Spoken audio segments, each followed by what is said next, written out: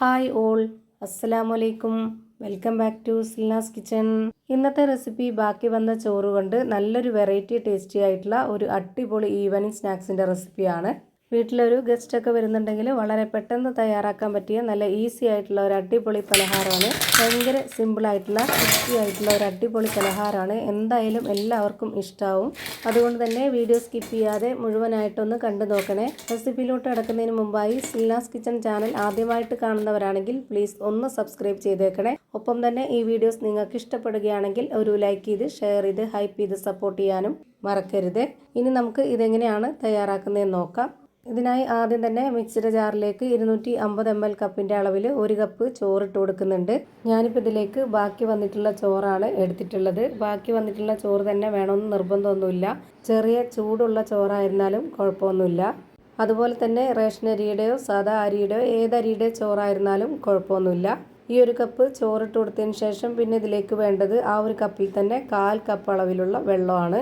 ഒരുപാട് നൈസായിട്ട് അരച്ചെടുക്കരുത്, ചെറിയൊരു തരിതരിപ്പോട് കൂടി വേണം ഇത് അരച്ചെടുക്കാനായിട്ട്. ഇപ്പോൾ ഞാനിതിൻ്റെ കറക്റ്റ് പരുവം കാണിച്ചു തരാം. സ്പൂൺ കൊണ്ട് കോരിയെടുക്കുമ്പോൾ ഇതിപ്പോൾ കാണുമ്പോൾ തന്നെ നിങ്ങൾക്ക് മനസ്സിലായിട്ടുണ്ടാവും. ചെറിയൊരു തരിതരിപ്പോട് കൂടിയാണ് ഇത് അരച്ചെടുത്തിട്ടുള്ളത്.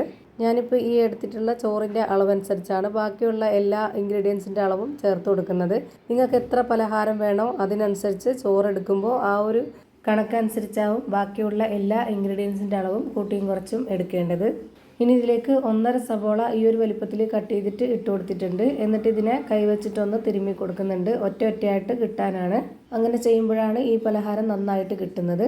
ഇപ്പോൾ ഞാനിതാ എല്ലാം ഒറ്റയായിട്ട് എടുത്തിട്ടുണ്ട്. ഇനി നമുക്ക് ആ ഒരു അരച്ച് വെച്ചിരുന്ന ചോറ് ഇതിലേക്ക് ഇട്ട് കൊടുക്കാം. ഇതുപോലെ മിക്സിയുടെ ജാറിൽ നിന്ന് കൈവച്ച് തുടച്ചിട്ട് കൊടുത്താൽ മതി. അതിലേക്ക് വെള്ളം ഒഴിച്ചു കൊടുക്കരുത്. അടുത്തതായി ഇതിലേക്ക് ഇട്ട് കൊടുക്കുന്നത് അരിപ്പൊടിയാണ്. വറുത്ത അരിപ്പൊടിയാണ് ഇതിലേക്ക് വേണ്ടത്. 1/2 കപ്പ് അളവിൽ ഇട്ട് കൊടുക്കുന്നുണ്ട്. വറുത്ത അരിപ്പൊടി തന്നെ ഇട്ട് കൊടുക്കാൻ വേണ്ടി നോക്കുക.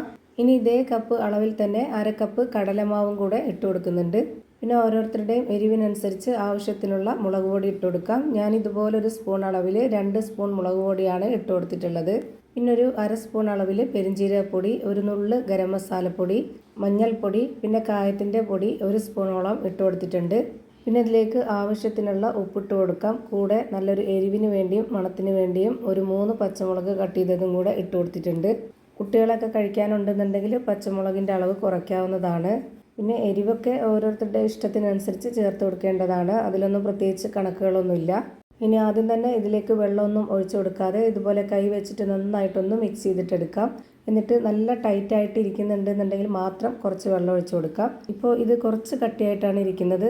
അപ്പോൾ അതിലേക്ക് കുറച്ച് വെള്ളം ഒഴിച്ചു കൊടുക്കുന്നുണ്ട്. ഒരു 2-2.5 ടേബിൾ സ്പൂണോളം അളവ് വരുന്ന വെള്ളം ഒഴിച്ചു കൊടുത്തിട്ടുണ്ട്.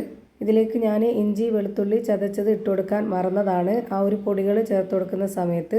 അതുകൊണ്ട് ഞാനിതാ ഇപ്പോൾ ഈ ഒരു സമയത്ത് ഇതിലേക്ക് വെളുത്തുള്ളി ഇഞ്ചി ചതച്ചത് ഇട്ട് കൊടുത്തിട്ടുണ്ട്. എന്നിട്ട് ഒന്നുകൂടെ നല്ല പോലെ ഒന്ന് മിക്സ് ചെയ്തിട്ടെടുക്കാം.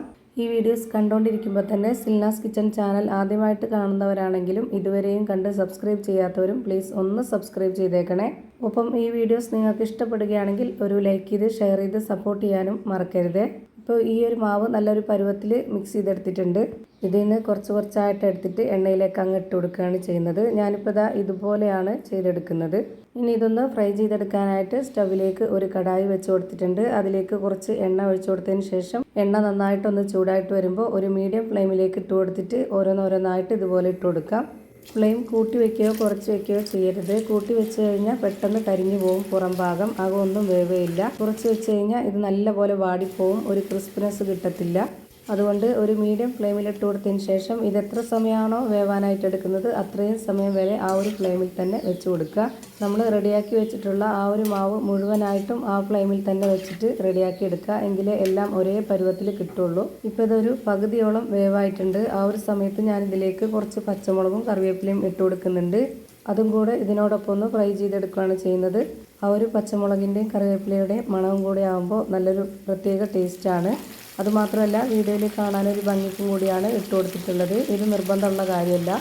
അപ്പോൾ നമ്മുടെ ഈ ഒരു പലഹാരം രണ്ട് സൈഡും വെന്ത് കിട്ടിയിട്ടുണ്ട്. ഇനി നമുക്കിത് എണ്ണയിൽ നിന്ന് കുറച്ച് കുറച്ചായിട്ട് കോരിയെടുക്കാം. ഇത് എണ്ണ കുടിക്കുമെന്നോർത്ത് പേടിക്കേണ്ട ആവശ്യമില്ല. അധികം എണ്ണ കുടിക്കാത്ത നല്ല മൊരിഞ്ഞ നല്ല ടേസ്റ്റി ആയിട്ടുള്ള ഒരു അടിപൊളി പലഹാരമാണിത്. ഇതേപോലെ തന്നെ എല്ലാ മാവും എണ്ണയിലേക്ക് ഇട്ട് കൊടുത്ത് ഫ്രൈ ചെയ്തതിന് ശേഷം ഇവിടെ ഒരു പാത്രത്തിലേക്ക് മാറ്റിയിട്ടുണ്ട്. എത്രത്തോളം ക്രിസ്പിയാണെന്നുള്ളത് ഞാനിപ്പോൾ കാണിച്ചു തരാം. ഇത് കണ്ടില്ലേ, നല്ല മൊരിഞ്ഞ നല്ല അടിപൊളി ടേസ്റ്റി ആയിട്ടുള്ള ഒരു പലഹാരമാണിത്. ഒരു തവണയെങ്കിലും ഇതുപോലെ ഒന്ന് ട്രൈ ചെയ്ത് നോക്കുക. എല്ലാവർക്കും ഇഷ്ടമാവും. ഇത്രയേ ഉള്ളൂ ഇന്നത്തെ വീഡിയോ ഇഷ്ടമായാൽ ലൈക്ക് ചെയ്യാനും കമൻറ്റ് ചെയ്യാനും ഷെയർ ചെയ്യാനും മറക്കരുത്. പുതിയൊരു വീഡിയോയുമായി വീണ്ടും വരും. Thank you for watching.